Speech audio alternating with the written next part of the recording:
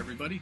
I got a couple videos we're going to pop on real quick for you. One is how to safely get a 9,000 pound Weaver floor lift off of a utility trailer.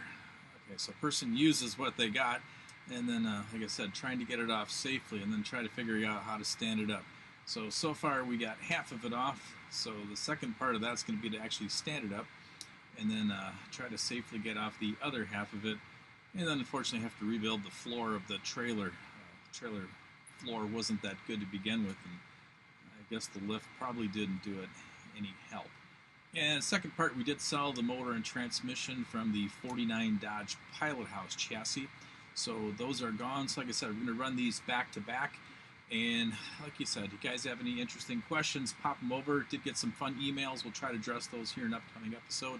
Other than that, thanks for watching, and remember, click the button. Please subscribe. Thank you. Okay, so the first thing we need to do is get the Aztec 7 safely out of the shed. So with no motor, it makes it relatively light, but we still don't want to damage the car or run it into any other projects that are sitting outside the shed doors here. So I did pump up the tires. They do roll better with air. So once again, just gingerly moving it forward about a half a foot to a foot at a time. There's a slope on the other side, so we don't want this thing to pick up any extra momentum and then damage itself. This is the car that we did pick up from Pensacola, or actually Puxtatawny. So I actually picked this up right about Groundhog Day weekend, so that was fun. So hopefully get working on this car shortly. So as you can see, little bit, take it out safely, take your time, and don't damage things on the way out. Biggest thing we needed to move was the windshield on top of the left-hand side. It is a $3,000 Lamborghini Miura windshield, so we don't need to break that. Oh, somebody loves me. So once again, don't want to break that. Here, we're trying to jack up the front and back end. Unfortunately, the rear of the hoist did stab itself into the back of the trailer, so we don't need that to pull everything over and drop it on the floor and mangle anything else. So the other engine lift was unable to get to the front, so we did build a scaffold. We as in me, I guess. So built a scaffold across the front of the shed using a come-along just to pick it up a few inches.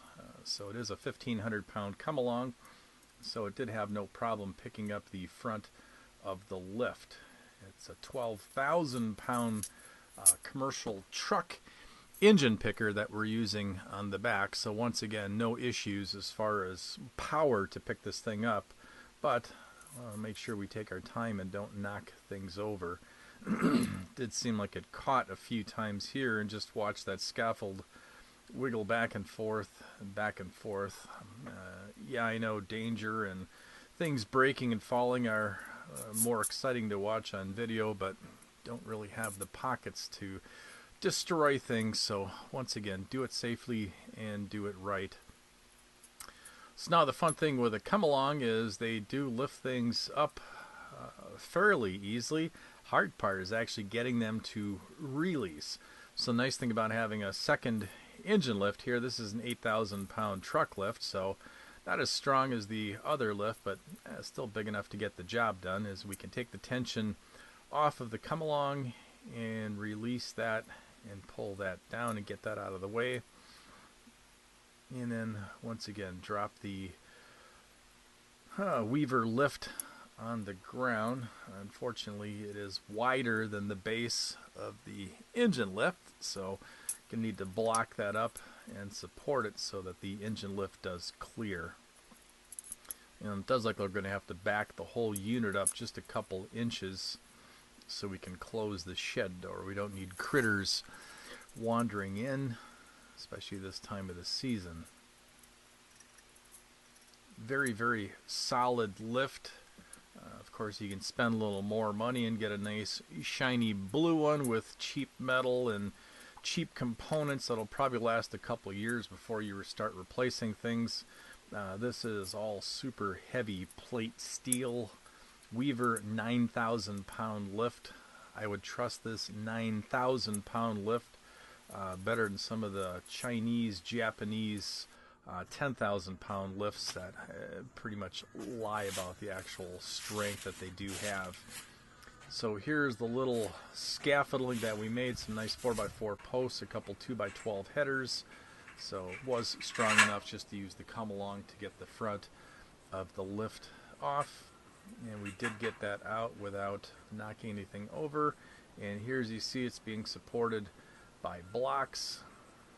So unfortunately at this point we have a dilemma, because until we can stand this thing up in the air, we can't bring in the other half of the lift.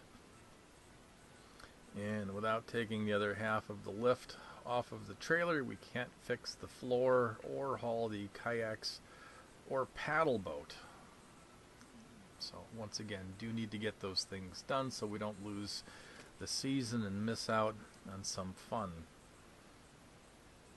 So like I said, the other couple parts of this little video series on this part is going to be to get that second leg out of the trailer, stand him up with my friend Ron's new forklift. So it does have a new forklift that actually just showed up today. Saw that on Facebook, so congrats to Ron on the new skid steer forklift.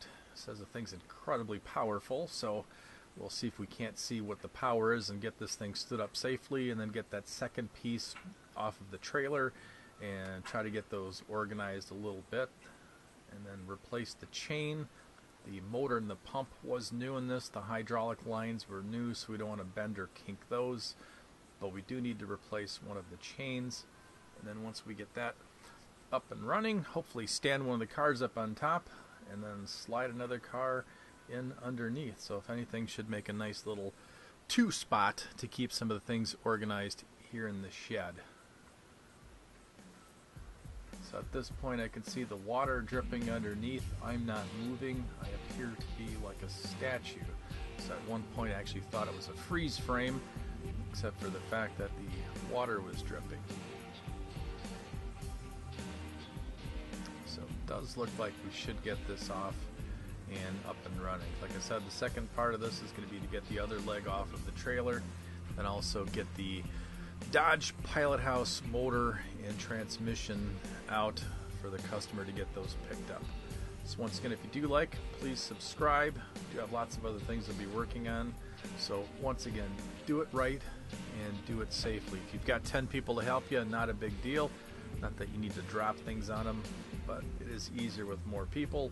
Living out in the middle of nowhere, just don't have that luxury, so you try to get creative as far as lifting things yourself. So once again, thank you, and please subscribe.